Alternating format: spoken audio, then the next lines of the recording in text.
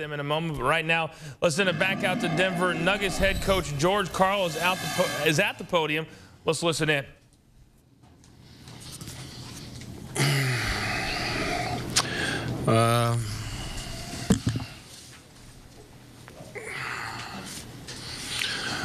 First of all, my congratulations to the Lakers. Don't feel good about congratulating them, but they are a great team, and they've earned the series, and they've earned the right to represent the Western Conference. In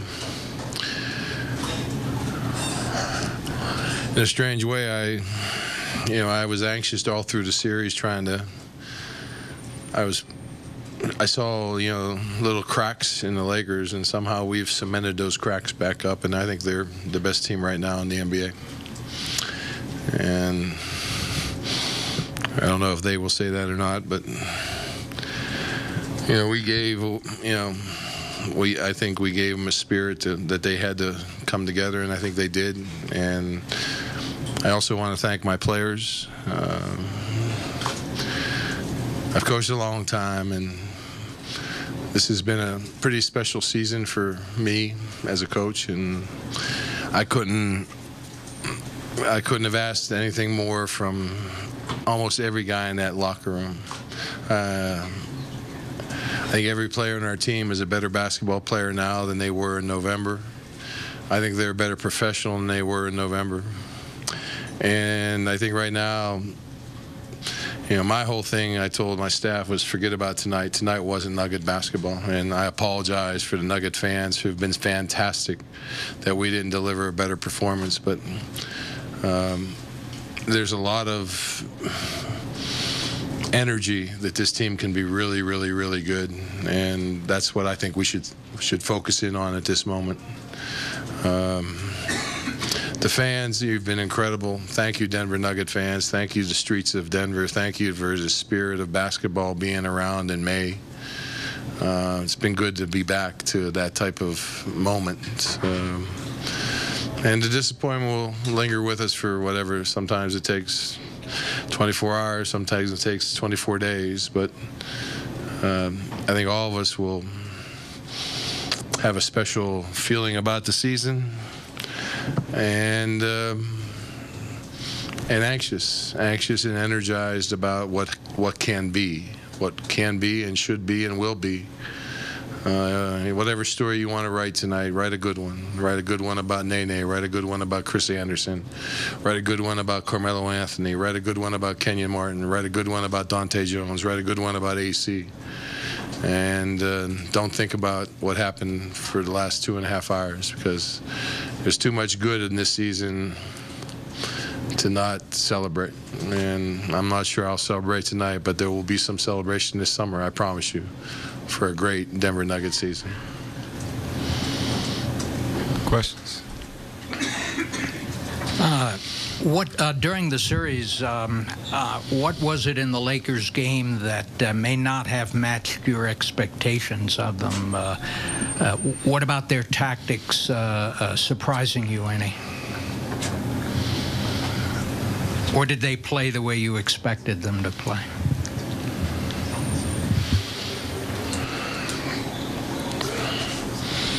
Well, any series, it's the team that kind of gets a little bit better as the series goes on, and I think that's what they did up until tonight. They just got a little bit better than we did.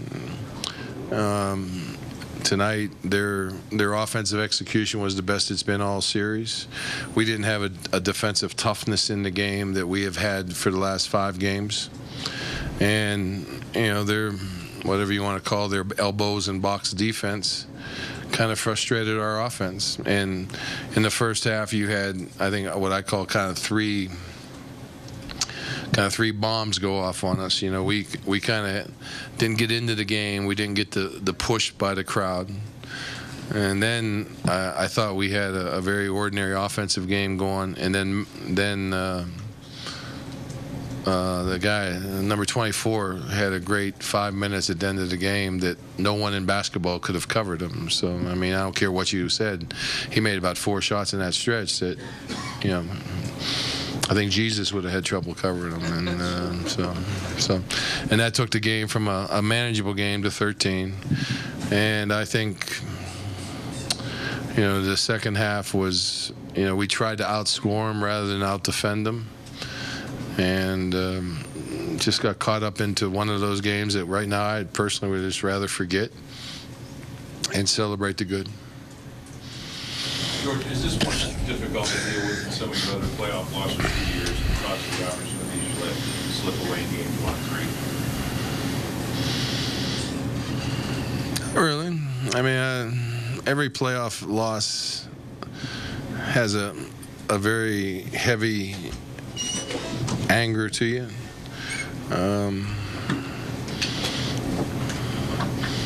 I mean, for about 5, 8, 10 days, we had people thinking we were the best team in the Western Conference. I think they've proven that they are the best team in the Western Conference. And, you know, whoever awoke Lamar Odom should be fired, you know, because, you know, we thought we had him under control, and he's been sensational the last 2 games. We've had leads in a lot of the games, but great teams can play from behind all night long. I mean, we were the energized, the anxious team up until tonight. And that's a compliment. That's a compliment to our guys to be able to do that in this situation with as little experience that we had as a playoff contender. Hey, George, you said tonight wasn't Nuggets basketball. Defensively with Denver, what were some things that you wish they had done better, your team?